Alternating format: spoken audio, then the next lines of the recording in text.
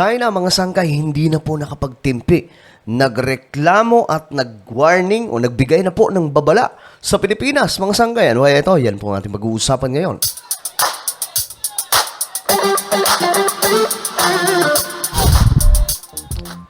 Hello, what's up mga sangkay? Magandang oras po sa lahat ng mga solid sangkay, sa lahat po ng ating mga kababayan. Lagi pong andito at sumusuporta. Maraming salamat po sa inyong lahat. So pag-usapan po natin itong patungkol po sa China na naman at Pilipinas. Walang katapusang away mga sangkay, no?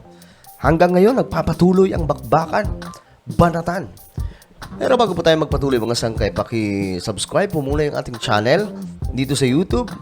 So sa ibaba po ng video na to may makikita po kayong subscribe button.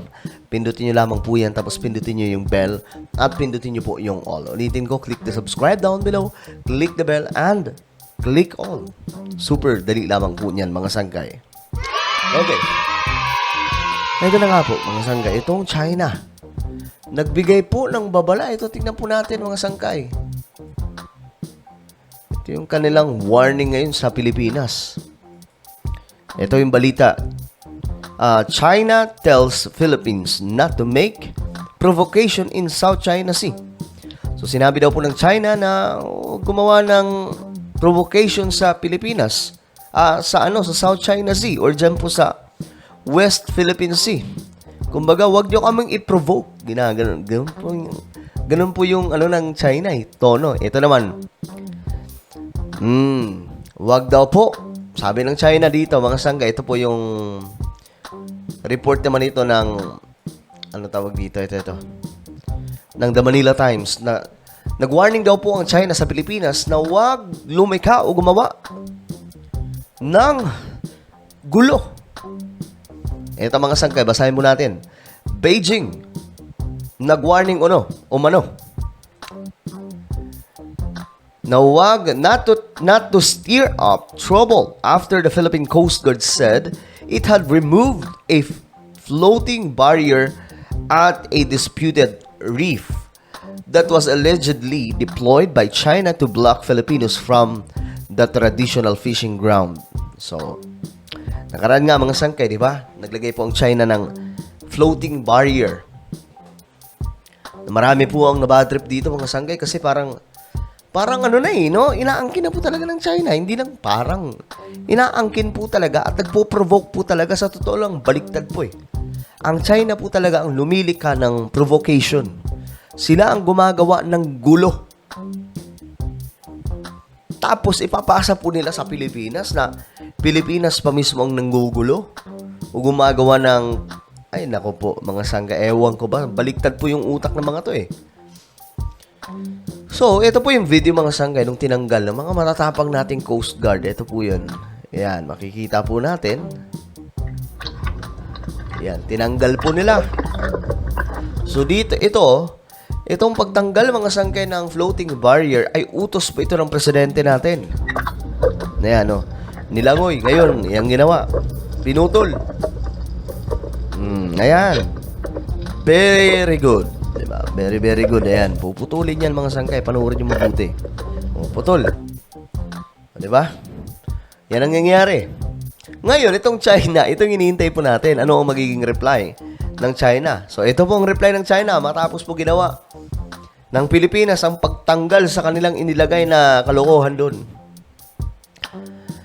Pinapayuhan daw po nila yung Pilipinas not to provoke or stir up trouble. Ayon po kay Wang, China has indisputable sovereignty over the island and its... Ito mga sangkay, wait lang, highlight natin. So sa tono ng pananalita po talaga ng China, dito.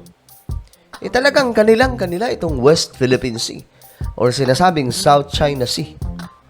Ngayon, mga sangkay, nagre-reklamo po sila. Yan po, mababasa po natin na nagre-reklamo po talaga sila dahil po sa ginawa ng Pilipinas na pagtanggal sa kanilang kalokohan na barrier, mga sangkay, na nakalutang para po hindi mapayagan itong mga mangingisdang Pilipino na tumungtong dyan o pumasok. Isa lamang po ang ibig sabihin niyan. Tila baga, mga sanggay, nagpapakilala po ang China sa buong mundo na sila po ang nagmamayari. So sabi po dito ng opisyal ng China, mga sanggay, China Coast Guard did what was necessary to block and drive away the Philippine vessel. The steps it took were professionally and restrained. Wow. Professional pa pala ang kanilang pinagagagawa.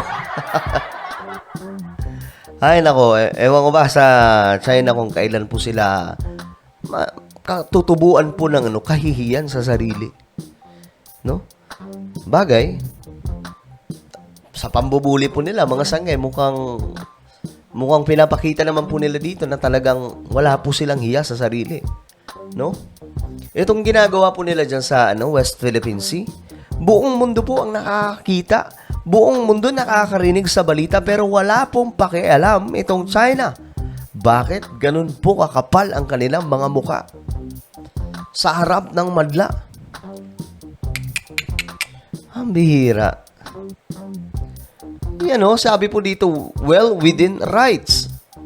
Philippine National Security Advisor Eduardo Anyo responded to the warning by ito nag-reply by saying his country was well within its right to remove any barrier at the reef. Binanatan kagad mga sangkay. Akala kasi ng China parang luluhod ang Pilipinas sa mga pa-warning nila. Hindi po ganon. Kahit kailan mga sangkay, hindi po lumuhod ang Pilipinas sa kahit na sinong mananakop.